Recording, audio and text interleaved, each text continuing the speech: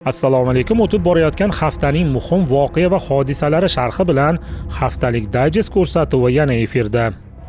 Европейские страны автоматически будут втянуты в военный конфликт с Россией. Islamofobiya holatlariga aslo yo'l qo'yib bo'lmaydi deb hisoblayman. Many of them killed. Don't. Kimlardir sovuq chodirlarda, yana kimlardir vayron qilingan ko'chalarda yordam kutmoqda. Bir hovuch guruch va birozgina yog' hamda birodarlik mehri bilan tayyorlangan bir qozon ovqat ular uchun naqadar muhim ekanligini bilsangiz edi.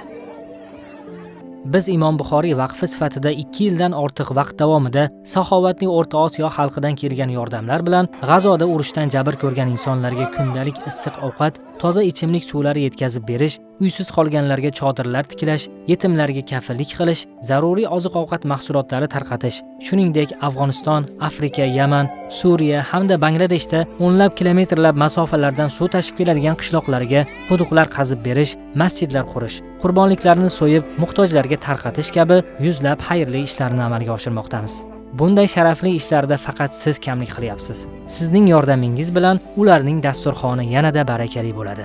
Siz ham mazlum xalqlar uchun yo'lga chiqqan yaxshilik karvonimizga qo'shiling. شكرا لكل من سعى في الخير. G'azo sektorida qish faslining keskin sovuq kelishi navbatdagi insonparvarlik fojiasini ochiq namoyon qildi. G'azo Sog'liqni saqlash vazirligi ma'lumotlariga ko'ra, so'nggi kunlarda 7 kunlik chaqaloq va 4 yoshli bola qattiq sovuq oqibatida hayotdan ko'z yumgan. Joriy qishki bo'ron boshlanganidan beri sovuqdan halok bo'lgan bolalar soni 6 nafarga yetdi. Mutaxassislar ta'kidlashicha, bu o'limlarni faqat havo harorati bilan izohlab bo'lmaydi. Asosiy sabablar Isroil tomonidan olib borilayotgan qamal tufayli G'azoda isitish yoqilg'isi, elektr energiyasi va qurilish materiallari tanqisligidadir. Harbiy amaliyotlar natijasida minglab oilalar uysiz qolgan. Vaqtinchalik chodirlar esa bolalarni sovuqdan himoya qila olmayapti. Isitish va tibbiy uskunalar, dori-darmonlar yetishmovchiligi ayniqsa chaqaloqlar hayotini xavf ostiga qo'ymoqda. Yangi tug'ilgan chaqaloqlar va kichik yoshdagi bolalar sovuqqa nisbatan eng himoyasiz qatlam hisoblanadi. Normal sharoitda ham ular doimiy issiq muhit va tibbiy nazoratga muhtoj. G'azodagi sharoit esa bunga mutlaqo zid. Birlashgan Millatlar Tashkilotining bolalarga yordam jamg'armasi UNICEF ma'lumotlariga ko'ra, hatto o't ochishni to'xtatish e'lon qilingan sharoitda ham bolalar uchun xavf bartaraf etilmagan. UNICEF seshanba kuni tarqatgan bayonotda aytilishicha, oktyabr oyida kuchga kirgan o't ochishni to'xtatishdan buyon Isroilning G'azoda amalga oshirgan hujumlari natijasida 100 nafardan ortiq bola halok bo'lgan. Bu ko'rsatkich tinch aholini himoya qilish haqidagi da'volar bilan keskin zid ekani ta'kidlanmoqda. Hozirgi paytda G'azodagi bolalar ikki frontda hayot uchun kurashmoqda. Bir tomondan havo hujumlari, artilleriya o'qlari va vayronalar, ikkinchi tomondan sovuq, ochlik, tibbiy yordamning yo'qligi. Uy-joylari vayron bo'lgan oilalar vaqtinchalik chodirlarda yoki ochiq osmon ostida qolmoqda. Elektr energiyasi va yoqilg'i tanqisligi sabab hatto minimal isitish imkoniyati ham yo'q. Bu esa ayniqsa chaqaloqlar va 5 yoshgacha bo'lgan bolalar uchun o'lim xavfini keskin oshirmoqda. Hujumlar davom etar ekan, sog'liqni saqlash muassasalari, boshpana joylari va aholi zich yashaydigan hududlar xavf ostida qolmoqda. Bolalar esa har qanday harbiy harakatlarda eng himoyasiz qatlam bo'lib qolmoqda. Inson huquqlari tashkilotlari bu vaziyatni tizimli ravishda bolalar huquqlarining buzilishi sifatida baholamoqda. Sovuqdan halok bo'layotgan chaqaloqlar ham, hujumlar qurboniga aylanayotgan bolalar ham bir haqiqatni ko'rsatmoqda. Ya'ni G'azoda bolalar uchun xavfsiz muhit yo'q. G'azodagi bolalar o'limi tabiiy yoki tasodifiy holat emas. Bu qamal, uzluksiz harbiy bosim va samarasiz o't ochishni to'xtatish rejimining natijasidir. UNICEF keltirgan raqamlar esa shuni ochiq ko'rsatadiki, Isroil bosqini ostidagi G'azoda hatto tinchlik deb atalgan davr ham bolalar uchun tirik qolish kafolatini bermayapti. Eron so'nggi 10 yilliklardagi eng keng ko'lamli va eng qonli norozilik namoyishlarini boshdan kechirmoqda. Associated Press agentligiga ko'ra, namoyishlarni shafqatsiz bostirish natijasida halok bo'lganlar soni kamida 2571 nafarga yetgan. Ammo mamlakatda internet va xalqaro aloqaning deyarli to'liq uzib qo'yilgani sababli ushbu raqamlarni mustaqil tasdiqlash imkoni mavjud emas. Noroziliklar 2025-yil dekabr oyi oxirida keskin iqtisodiy inqiroz fonida boshlandi. 28-dekabr kuni Tehrondagi katta bozorda savdogarlar milliy valyuta Eron realining rekord darajada qulashi ortidan ish tashlash e'lon qildi. Giperinflyatsiya 40% dan oshdi.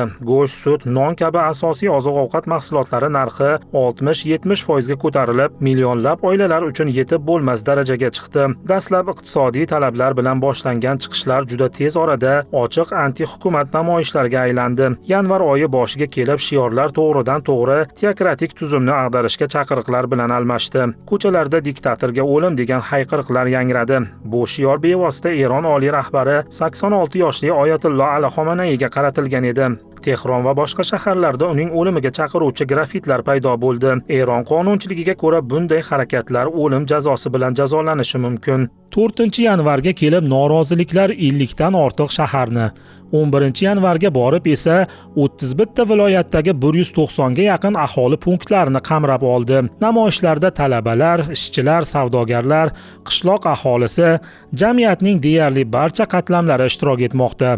Eng qonli to'qnashuvlar 8-9 yanvar kunlari sodir bo'ldi. Tehron va boshqa shaharlarda xavfsizlik kuchlari, jumladan Islom inqilobi qo'riqchilari korpusi qurolsiz namoyishchilarga qarshi avtomat qurollari va metal o'qli drabaviklardan o'q uzgani xabar qilinmoqda. 12-13 yanvar kunlari esa qurbonlar soni 2571 nafarga yetgan. Internetda morglardan olingan videolar tarqaldi. Ularda yuzlab jasadlar aks etgan, ammo internet blokadasi tufayli bu materiallarni mustaqil tekshirish deyarli imkonsiz. Eron hukumati mamlakat bo'ylab deyarli to'liq internetni o'chirib qo'ydi. Huquqni himoya qiluvchilarga ko'ra bu qadam zo'ravonlik ko'lamini yashirish va axborot oqimini nazorat qilish maqsadida qilingan. Muhim jihati shundaki, Eron hukumati tarixda ilk bor Starlink sun'iy yo'ldosh internet tizimining 80% ni ishdan chiqarishga erishdi.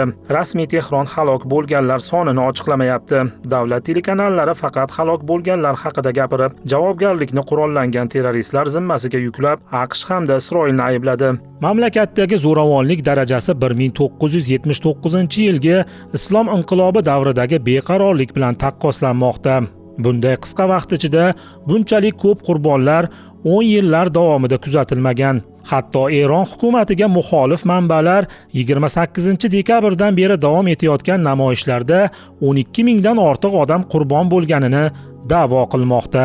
Tahlilchilarga ko'ra, agar Erondagi hozirgi inqiroz rejim qulashiga olib kelsa, bu butun Yaqin Sharq geosiyosiy xaritasini o'zgartirishi mumkin. Ya'ni Iroq, Suriya, Livan va Yamanda Eron ta'siri keskin zaiflashadi. Hizbulloh va boshqa Eron-parast guruhlar moliyaviy va harbiy qo'llab-quvvatlashdan mahrum bo'lishi mumkin. Isroil arab dunyosi muvozanati o'zgaradi. Neft bozori va Hormuz bo'g'ozi xavf ostiga tushishi ehtimoli ortadi. Shu boisdan Eron hukumati namoyishlarni qattiqqo'llik bilan, kerak bo'lsa ochiqchasiga qurolli hujumlar bilan bostirishga urinmoqda. Chunki AQSh namoyishchilarni qo'llab-quvvatlashini ochiqchasiga tan olishi barobarida Eronni iqtisodiy jihatdan yanada zaiflashtirishga jiddiy bel bog'lagan. Bu borada Trump Eron bilan hamkorlik qilayotgan barcha davlatlarga nisbatan 25% boj to'lovlari joriy etilishini e'lon qildi. Trumpning bu ogohlantirishi ortidan Hindiston Eronga basmati guruchini eksport qilishni to'xtatdi. Ma'lumki, Hindiston Eronga yetkazib beriladigan guruchning 50% dan ortig'ini ta'minlab kelar edi. Bu esa narxlarning keskin oshishiga olib kelib, aholining katta qismi uchun asosiy oziq-ovqat mahsulotlaridan biri bo'lgan guruchni qo'l yetmas darajaga chiqarishi mumkin. Bugungi Erondagi voqealar oddiy norozilik emas, bu tizimli inqiroz, iqtisodiy tanazzul, siyosiy legitimlik yo'qolishi va jamiyatning barcha qatlamlarini qamrab olgan qarshilikdir. Biroq AQSh, Isroil va uning boshqa ittifoqchilari Eron ichki muhitiga qanchalik ta'sir o'tkazmasin, Eron hukumatini ag'darish oson kechmaydi. Zero Xitoy, Rossiya singari boshqa geosiyosiy kuchlar Eron hukumatining saqlab qolinishidan manfaatdorlar. Rossiyalik telejurnalist va Kremlning ashaddiy targ'ibotchisi Vladimir Solovyov Armaniston va Markaziy Osiyoni Rossiya uchun juda muhim deb atab, ushbu hududlarda ham Ukrainada bo'lgani singari maxsus harbiy amaliyot o'tkazilishi mumkinligini aytdi. U Markaziy Osiyoni bizning Osiyo deb ta'riflab, xalqaro huquq Rossiya uchun ahamiyatsiz ekanligini ta'kidladi. Rossiyalik teletarg'ibotchi Vladimir Solovyovning Markaziy Osiyo mamlakatlari va Armanistonda ham maxsus harbiy amaliyot o'tkazish haqidagi bayonotlari Moskvadagi siyosiy tafakkurda xavfli tendensiya chuqurlashib borayotganini ko'rsatadi. Ushbu chaqiriqlar shunchaki emotsiyaga berilgan gap emas, balki Rossiyada oxirgi yillarda shakllangan imperial fikrlash, tashqi dunyoga nisbatan bosim va kuch ishlatishni qonuniy deb ko'rsatish siyosati bilan chambarchas bog'liq. Solovyov rasman davlat amaldori bo'lmasa-da, u Kreml pozitsiyasini jamoatchilikka sinov tariqasida yetkazuvchi asosiy media yulduzlardan biri hisoblanadi. Uning bayonotlari ko'p hollarda Rossiya siyosiy elitasida mavjud bo'lgan kayfiyatni aks ettiradi. Shu ma'noda Markaziy Osiyo va Armaniston haqidagi chaqiriqlar ham tasodifiy emas. Ular ta'sir doirasi konsepsiyasini qayta tiklash istagini ochiq namoyon etadi. Markaziy Osiyo davlatlari mustaqil, Birlashgan Millatlar Tashkiloti tomonidan tan olingan suveren mamlakatlar hisoblanadi. Ushbu mintaqada maxsus harbiy amaliyot o'tkazish haqida gapirishning o'ziyoq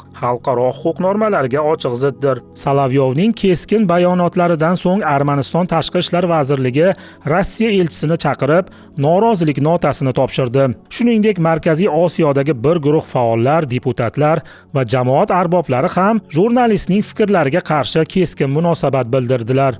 Qirg'iz Respublikasida rossiyalik teleboshlovchi va targ'ibotchi Vladimir Solovyovni persona non grata, ya'ni mamlakatga kirishi nomaqbul shaxs deb e'lon qilish taklifi ilgari surilgan bo'lsa, qozog'istonlik faollar 4 yildan beri Ukraina bilan urushda uni taslim qila olmay, 100 minglab qurbonlar bergan Rossiya armiyasi harakatlarini istehzo qilishdi. O'zbekistonda esa bir guruh deputatlar, ijtimoiy faollar va jurnalistlar Solovyov fikrlariga bee'tibor bo'lmaslikka va bunga hukumat darajasida keskin javob qaytarishga chaqirdilar. Jumladan o'zbekistonlik jurnalist Nikita Makarenko O'zbekiston hukumatini Ruskiy dom kabi tuzilmalar, shuningdek ular bilan bog'liq targ'ibotchi ommaviy axborot vositalari va tashkilotlar faoliyatini chuqur o'rganishga chaqirdi. Uning ta'kidlashicha, Toshkent Boku tajribasidan o'rnak olib, ularning mamlakatdagi faoliyatiga prinsipial baho berishi lozim. Ammo O'zbekiston Tashqi ishlar vazirligi hozircha bunga rasmiy munosabat bildirmadi.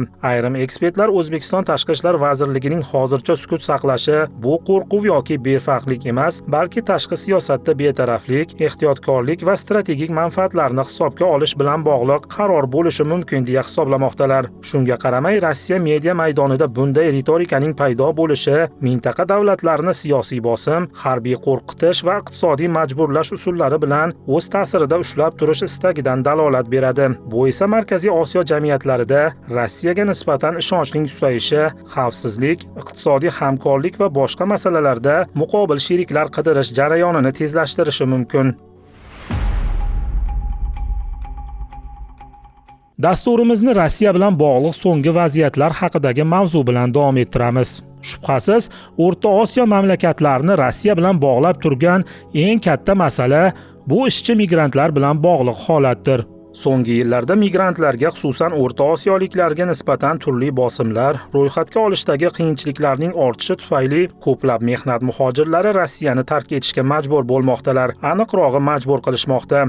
Ruskaya община singari millatchi ruslarning Rossiyadan muhojirlarni, ayniqsa musulmonlarni haydash borasidagi chaqiriqlari esa olovga moy sepgandek bo'lmoqda. Rossiyani tark etishga majbur bo'lgan O'rta Osiyoliklar o'rnini Hindiston va afrikalik migrantlar bilan to'ldirilishi esa vaziyatni o'z tajribasida his qilayotgan adekvat fikrlovchi rossiyaliklarning noroziligiga sabab bo'lmoqda.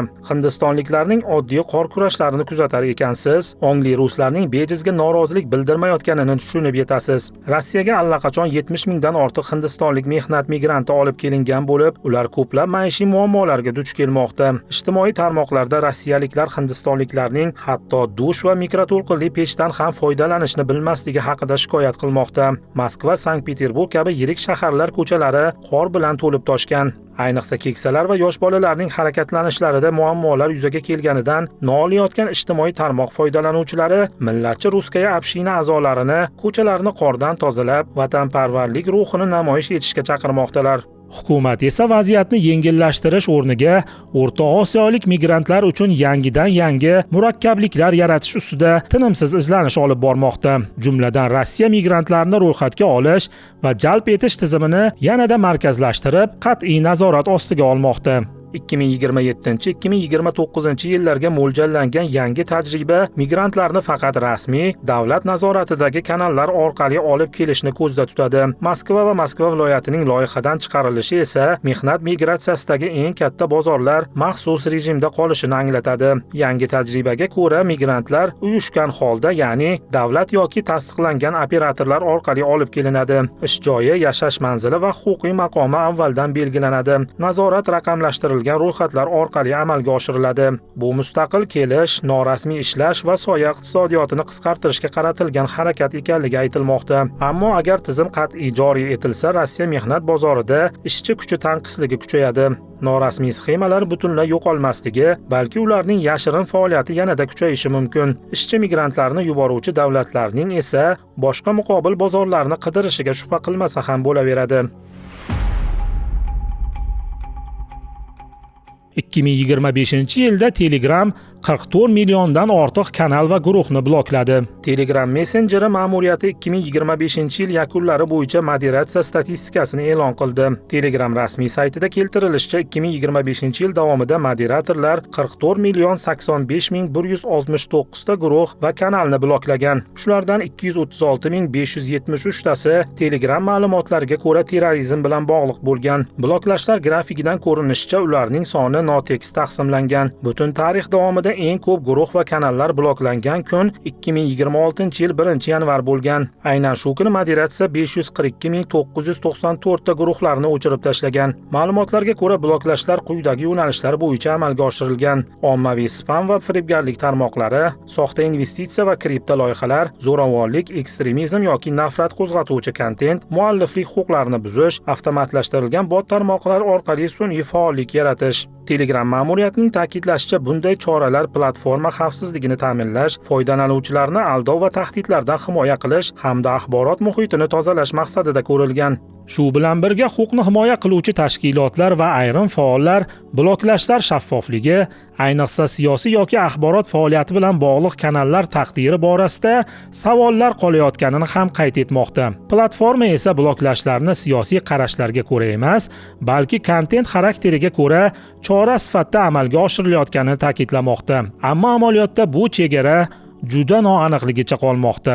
Birgina Falastin masalasida so'nggi yillarda, ayniqsa G'azo urushi fonida quyidagi turdagi kanallar yoki guruhlar bloklangani kuzatilgan. Falastin qarshiligini ochiq qo'llab-quvvatlovchi kanallar, qarshilik guruhlarining bayonotlari, videolari, ramzlarini tarqatgan sahifalar, Isroil harakatini genotsid, jinoyat deb atovchi axborot kanallari, namoyishlarga, boykotga yoki bosim kampaniyalariga chaqiruvchi platformalar. Bu holatlarda Telegram ko'pincha terrorizmni oqlash yoki zo'ravonlikni targ'ib qilish bandini qo'llayotganini bahona qilmoqda. Muammo shundaki, bugunga kelib nafaqat Telegram, balki Facebook, Instagram va boshqa platformalarda Falastin va G'azo masalasiga oid siyosiy axborot, jurnalistik material yoki aktivistlar faoliyati ko'p hollarda bir xil xavfli kontent sifatida baholanmoqda. Bosqinchi sionistlarning ochiq jinoyatlari esa e'tiborsiz qolmoqda. AQSh rasmiy ravishda Misr, Livan va Iordaniyada faoliyat yurituvchi Ixvanul Muslimin musulmon birodarlar harakatiga aloqador tashkilotlarni terrorchilik ro'yxatiga kiritdi. Bu qaror Washington tomonidan Isroil va AQSh manfaatlariga dushman deb hisoblangan kuchlarga qarshi olib borilayotgan siyosatdagi navbatdagi qadam bo'ldi. Qaror seshanba kuni e'lon qilindi. Bu Donald Trump mazkur tuzilmalarni sanksiya ro'yxatlariga kiritish jarayonini boshlash haqidagi farmonni imzolaganidan bir necha hafta o'tib amalga oshdi. AQSh Moliya vazirligi Misr va Iordaniyadagi tashkilotlarga maxsus toifadagi global terrorchi maqomini berdi.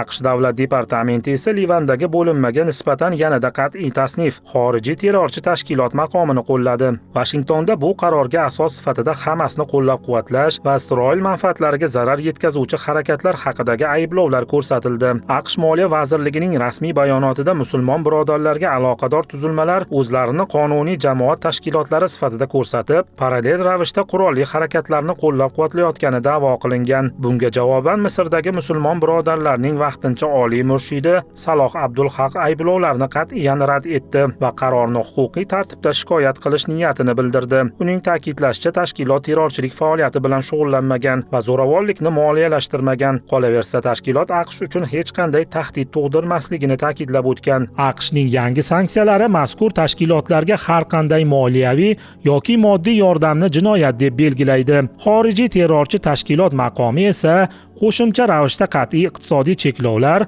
hamda ularning a'zolari uchun AQShga kirish taqiqini nazarda tutadi. O'z navbatida Saudiya Arabistoni Tashqi ishlar vazirligi AQShning Misr, Iordaniya va Livandagi musulmon birodarlar bilan bog'liq tuzilmalarni terrorchi tashkilotlar ro'yxatiga kiritish haqidagi qarorini mamnuniyat bilan qarshi olganini ma'lum qildi. Shuningdek, Ar-Riyod bu masalada AQSh bilan yaqin hamkorlikni davom ettirishga tayyor ekanligini bildirib o'tgan. Ikhvanul Muslimin rahbarlari esa AQSh qarori faktlarga emas, balki tashqi bosimga asoslanganini aytib, bu jarayonda Isroil va Birlashgan Arab Amirliklari ta'siri borligini qayd etdi. Ularning so'zlariga ko'ra, bu qadam butun dunyo bo'ylab millionlab musulmonlarga zarar yetkazadi va real vaziyatni aks ettirmaydi.